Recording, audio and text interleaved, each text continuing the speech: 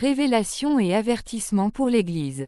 Bonjour chers pasteurs, serviteurs et enfants de Dieu. J'ai eu un songe troublant la nuit dernière, et je ressens le devoir de vous le partager pour l'édification du corps de Christ. Dans ce rêve, j'ai vu un homme de Dieu bien connu sur les réseaux sociaux. Cet homme a récemment été au cœur de scandales publics. Dans le songe, il était mort, mais son corps n'était pas enterré. Il était conservé, comme une marionnette utilisée pour diriger une congrégation. Très vite, j'ai compris que ce n'était plus lui qui vivait, car la vie de Christ n'était plus sans lui. Son ministère semblait actif à l'extérieur, mais en réalité il n'était qu'une façade. Selon ce que j'ai vu, il avait fait allégeance à des loges mystiques et à des sociétés secrètes, et son ministère était devenu comme une coquille vide, un instrument de contrôle, une prison spirituelle. Je ne sais pas si cet homme peut encore être restauré ou si son péché mène à la mort spirituelle, 1 Jean 5 versets 16 à 17. J'espère qu'il y a encore de l'espérance pour lui, car Dieu est miséricordieux. Mais ce rêve nous rappelle une vérité solennelle, on peut garder l'apparence de la piété et pourtant être mort spirituellement, 2 Timothée 3 verset 5. Avertissement pour les serviteurs de Dieu.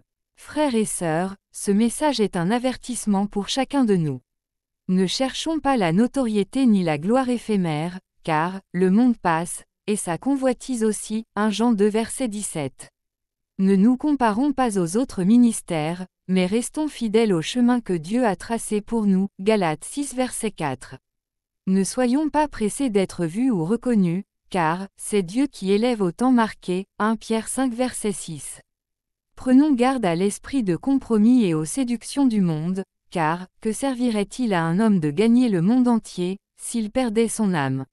Marc 8 verset 36. Conseil final. Ta vraie force n'est pas dans l'imitation ni dans la comparaison, mais dans ton authenticité en Christ. Reste fidèle à l'appel que Dieu t'a donné, marche dans l'intégrité et la patience. Sois fidèle jusqu'à la mort, et je te donnerai la couronne de vie, Apocalypse 2 verset 10. Que ce témoignage soit pour nous tous un rappel à la vigilance, à la sanctification et à la fidélité dans le service de Dieu. Prions ensemble. Seigneur Tout-Puissant, nous venons devant toi avec humilité et crainte. Merci pour tes avertissements qui nous gardent dans la vérité. Seigneur, protège ton Église de la séduction et de l'esprit de compromis. Garde-nous fidèles à ton appel et remplis-nous de ton Saint-Esprit. Délivre-nous de la tentation de courir après la gloire humaine et aide-nous à rechercher uniquement ta volonté.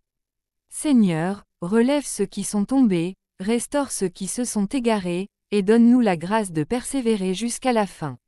Nous déclarons que nous t'appartenons et que nous marcherons dans la vérité et la lumière. Au nom puissant de Jésus-Christ, Amen.